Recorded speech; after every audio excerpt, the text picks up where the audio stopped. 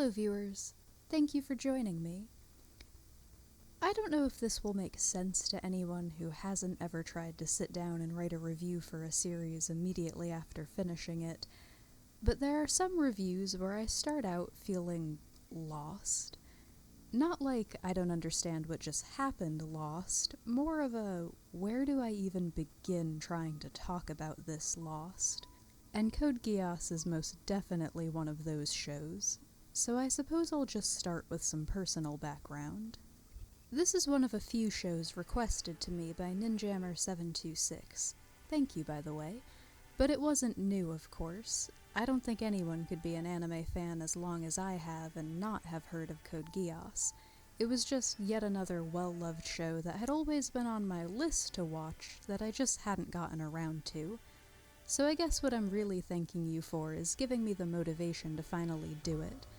As far as reviews go, Code Geass, subtitled Lelouch of the Rebellion, is on the longer side. 50 episodes in total, split into 2 seasons.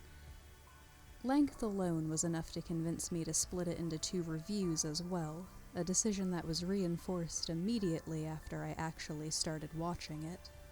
Code Geass is one of those shows that's always got a dozen things going on at once, so I can tell you right now that while there's a lot I want to discuss, and there will be spoilers, I can guarantee that some things will be left out too. It's a little hard to predict right now which characters are safe to skip over and which will come back in a big way in the next 25 episodes, so here's to hoping I won't have to do too much backtracking in the next review.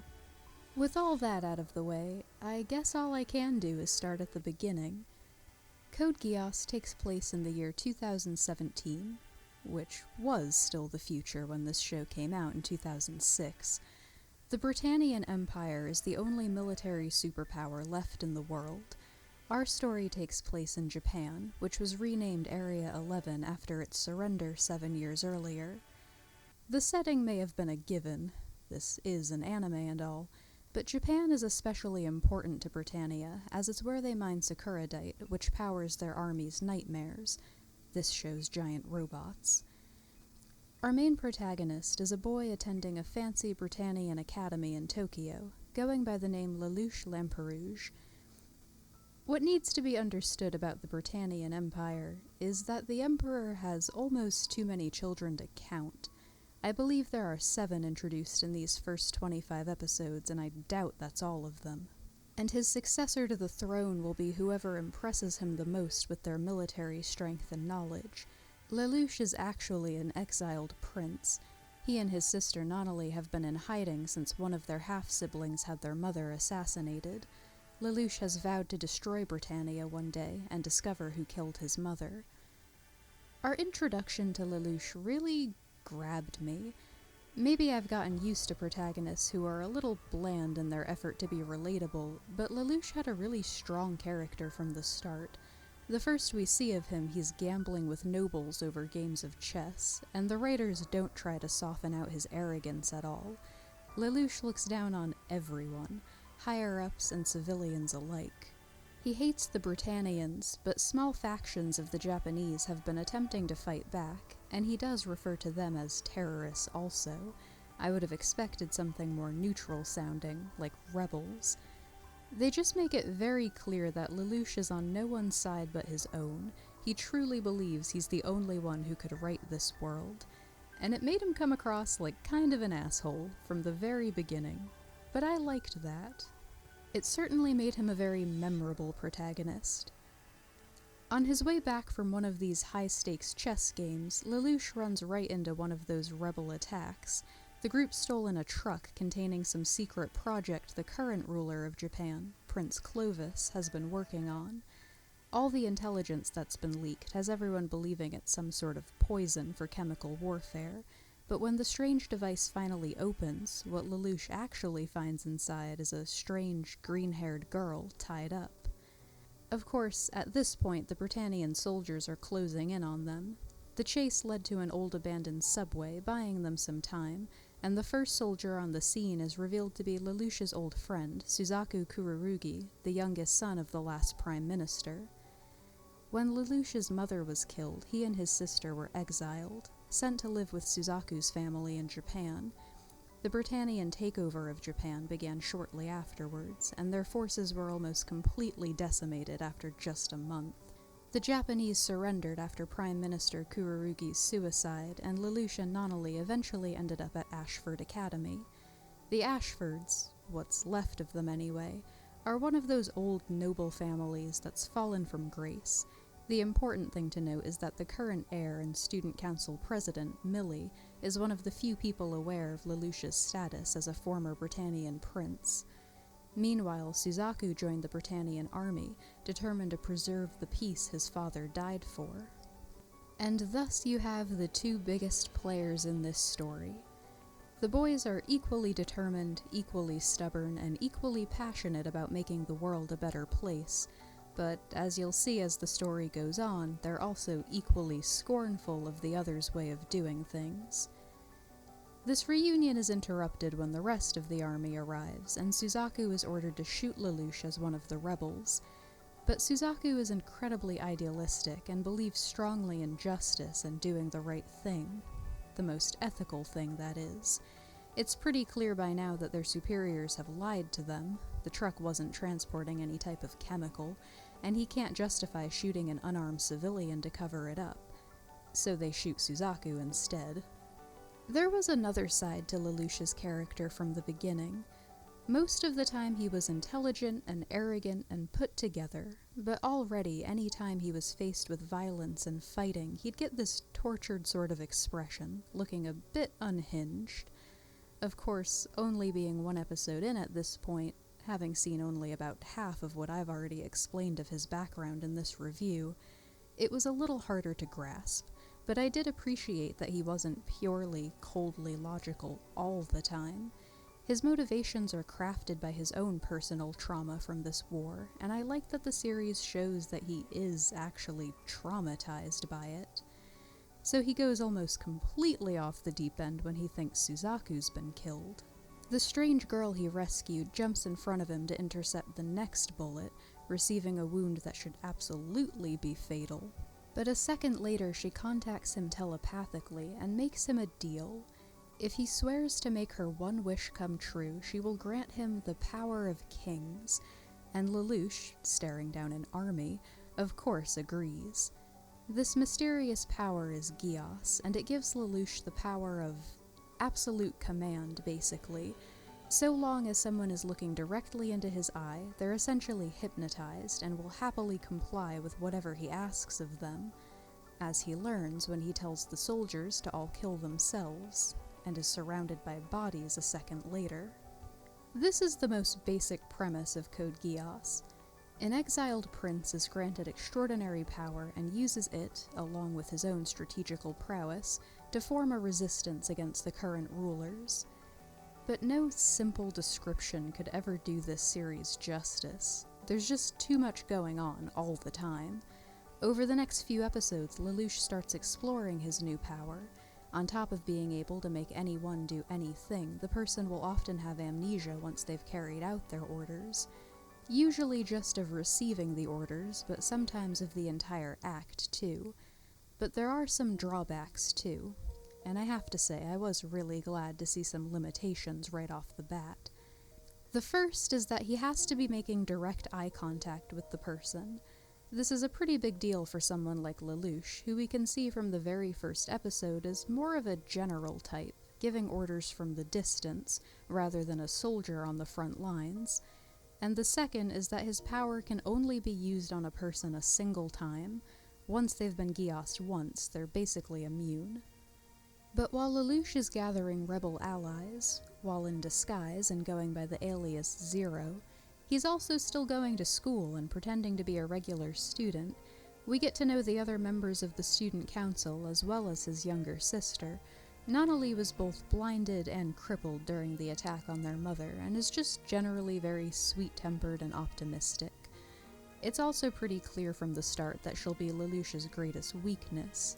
She's his reason for doing all this. He wants to create a world where Nonnally can live in peace. Also at the school is the green-haired girl, who introduces herself as C2 and is apparently immortal.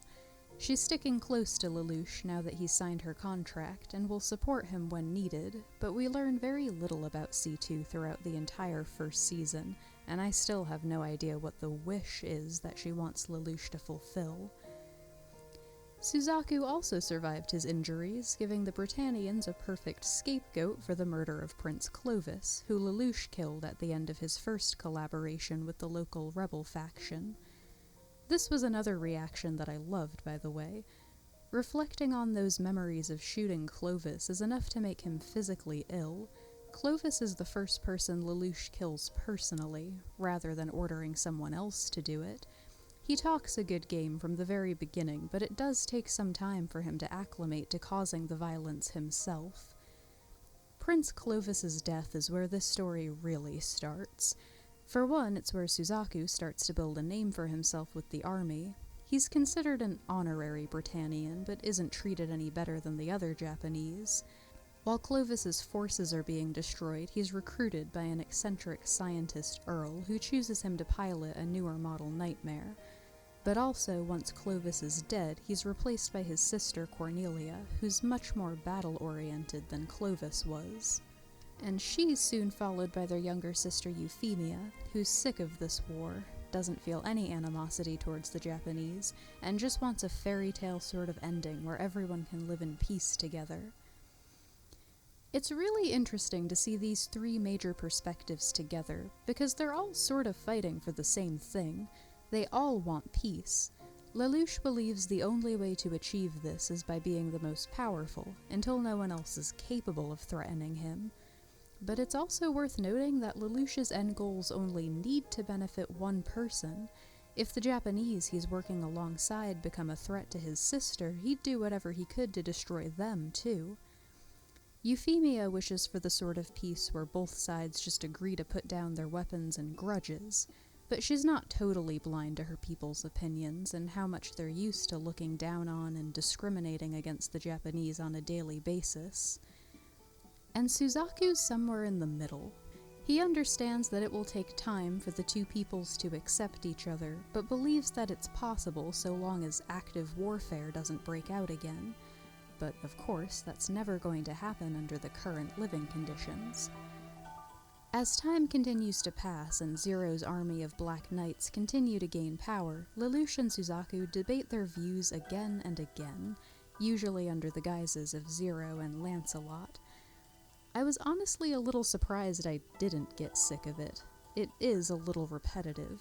The arguments basically boil down to, if you brute force your way through, you're no better than they are on one side, and you're just as selfish, your reasoning just sounds more noble on the other. I'm honestly not sure I've ever seen a more perfect example of a hero and an anti-hero together in one story. Suzaku comes across as a pretty typical main protagonist at first. Under other circumstances, I'd want to root for him. But framed like this, where Code Geass is first and foremost Lelouch's story, all his hopeful ideals just seem more foolish than anything else. And then things just get worse and worse for Suzaku as a character. He's got his own secrets that just about unhinge him too, and rightfully so. This was the biggest nail in that coffin for me. The story goes that when the war was at its worst, Genbo Kururugi committed suicide, signaling Japan's surrender. In actuality, in a very traditionally Japanese way, the Prime Minister was about to issue an order for all his troops to fight to the death rather than ever give in to Britannia. Suzaku couldn't stand the thought of seeing his country destroyed or his people killed any more than they'd suffered already, and killed his father, staging it to look like a suicide. This changes my perspective drastically. Up until this point, Suzaku is someone who's lost everything. His home, his culture, his childhood, and lastly, his father. In many ways, he and Lelouch are both traumatized by this war. It's not strange for someone who's lost everything to be a little desperate. So he may be a fool in his optimism, but I can accept that. He's willing to do whatever he has to in order to preserve the peace his father died for, because doing anything else is unthinkable. It has a different feel to it, knowing the piece was his idea from the start. I know it hardly evens it out. It is just one thing that he had control over while he was still at the war's mercy for everything else. And again, I feel like if this was Suzaku's story, I would feel differently. But in this setting, it does make him feel just as selfish as Lelouch. And then there's the thing with Euphemia. Yuffie's got her own storyline going throughout this whole thing. It becomes painfully clear that, though she has opinions about the war, no one takes her seriously, because she's not a fighter. Cornelia lets her be Area 11's sub-viceroy as a gift, but she's only ever asked to preside over the most superficial of things. But she meets and befriends Suzaku, and eventually appoints him as her royal knight. Yuffie finally takes charge and tries to appoint a special zone of Japan where Britannians and Japanese will both have full rights and live in harmony. Lelouch, of course, is threatened by this. If Euphemia proves they can live in peace, it will diminish the reason for the Black Knight's existence, and he goes to the ceremony as Zero to meet with her. At this point, Euphemia knows his true identity and wins him over, telling him it's for Nonnally, and all the people like her, of course, who just want a place where they can be happy together again. But Lelouch loses control of his abilities at the worst possible time, accidentally commanding her to kill all the Japanese, setting off a massacre. Ultimately, the only way to stop Euphemia is to kill her, which is the last straw for Suzaku, as it's strongly implied that the two have fallen in love by this point. And you know what? It's not the romance itself that I would have a problem with. They had some sweet moments together, and I think they're very well matched. They share a lot of the same ideals. There's just something about one person dying and the other almost completely losing themselves because of it. I'm not a fan.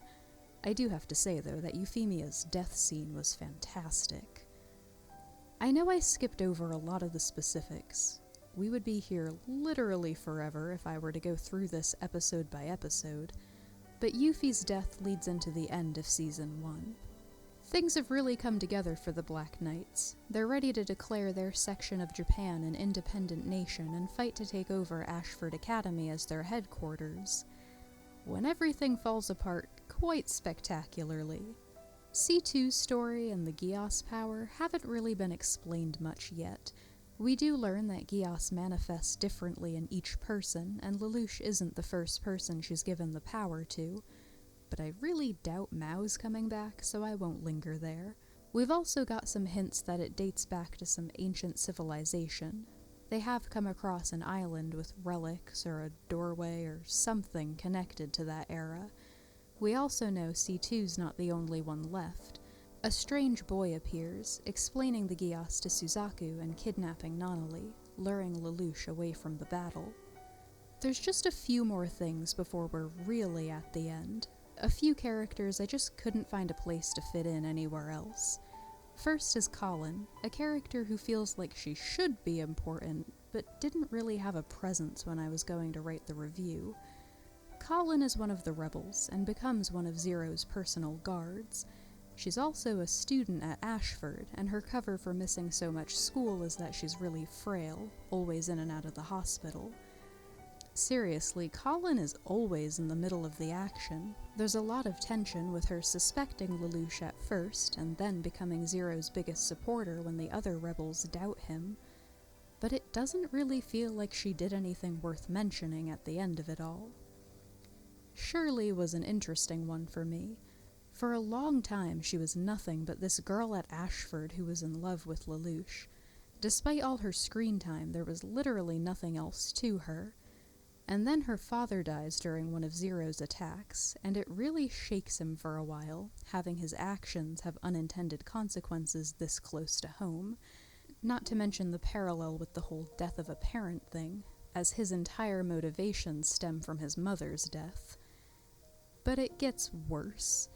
Mao, the other Geass user who's important for a few episodes, has this obsession with C2 and is looking to destroy Lelouch to get her back, so he contacts Shirley and tells her who's really responsible for her father's death. Shirley gets caught up in the next battle trying to follow him, and Lelouch ends up erasing her memory. And honestly, that was a really good moment. I do believe he was doing it as much for her sake as his own. And I really thought that would be the end of Shirley. She'd have her tragic little love story and then fade away like she'd never been there at all. But Shirley returns to school, not remembering anything about her crush or what she learned. Lelouch and C2 went through her room and stole her diary, erasing any trace of that past. But Shirley finds a page of her journal that she'd crumpled up and tossed behind her desk. And of course, it's the entry where she writes about discovering Lelouch's zero. And just like that, Shirley became 10 times more interesting. She hasn't really done anything yet, but she is willing to bet on their safety when the Black Knights take over the school. She's a lot more mature now that she's not blinded by her crush, and I'm really excited to see where that goes in Season 2. Which is where we are, finally. I've really loved Code Geass so far. I love shows that are complicated like this. All the characters are as likable as they are frustrating. It's crazy that we've gone 25 episodes, with this much happening in each episode, and all the big mysteries are still unanswered. Lelouch spent all this time fighting to corner Cornelia, who Clovis thought had all the answers, only to find that she didn't actually know anything. His mother was the one who ordered her guard away that day, but if she'd known she was going to be attacked, she would have at least gotten her children out of there, so it really just raised even more questions. Season 1 ends on the worst possible cliffhanger, and the takeover of Tokyo really did feel like a final battle. But there's still 25 episodes to go. My biggest concern right now is that it's going to Old Noah Zero me.